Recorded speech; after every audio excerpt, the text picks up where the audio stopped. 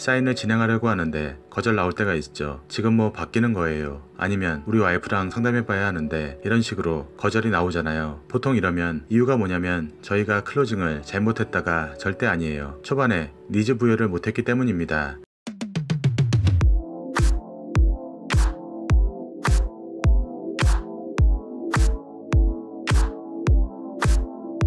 상담 능력 뛰어난데 마무리가 안 되시는 분들 많으시죠. 보험은 RP로 시작해서 RP로 끝납니다. 절대 자기 고집을 피우시면 안 됩니다. 이미 방법은 정해져 있습니다. 여러분도 모르게 같은 방법을 쓰고 계실지도 모릅니다. 모차르트가 학생을 가르칠 때 경력자는 2배로 비용을 받습니다. 신입과는 달리 몸에 배어있는 습관들을 바꾸어야 하기 때문입니다. 절대 고집을 피우시면 안 됩니다. 클로징에서 거절 처리를 못해서 COT 할 사람이 MDRT가 되고 MDRTA 할 사람이 일반 직장인 연봉을 받아가는 겁니다. 고객 상담을 한 다음에 사인을 진행하려고 하는데 거절 나올 때가 있죠. 지금 뭐 바뀌는 거예요. 아니면 우리 와이프랑 상담해봐야 하는데 이런 식으로 거절이 나오잖아요. 보통 이러면 이유가 뭐냐면 저희가 클로징을 잘못했다가 절대 아니에요. 초반에 니즈 부여를 못했기 때문입니다. 절대적이고 마법 같은 클로징 멘트들은 없습니다. 찾아다녀도 소용이 없습니다. 그런 거는 없고요. 클로징이 잘 일어나게 하는 가장 좋은 방식은 뭐냐면 처음에 니즈 부여를 최대한 잘해주는 것이에요. 니즈 부여가 잘 되어 있으면 클로징은 자연스럽게 일어납니다. 클로징을 할 때 저희가 못되게 굴어야지 클로징이 잘 나오는 것도 있지만 그런 건 부수적인 스킬 문제인 것이고요. 실제로 계약을 잘 받아내는 사람은 니즈를 정말 부여를 잘해요. 그래서 보통 보면 과거에 암투병했던 사람들이 보험 무지하게 잘 받아오잖아요. 클로징은 마음의 동요가 있어야 합니다. 그런 마음의 동요가 들게 해야 합니다. 그러기 위해서는 상담 도중에 4가지, 5가지 펀치를 때려주어야 합니다. 권투 싸움할 때 누가 한 대 때린다고 넘어가나요? 2대 때리고 3대 때리고 마지막 한 대 회심의 펀치를 때렸을 때 넘어지잖아요. 사람들은 엄청난 상품인데도 제대로 설명을 못합니다. 고객의 니즈가 있다 하더라도 내가 제대로 된 상품 설명을 하지 못하면 니즈는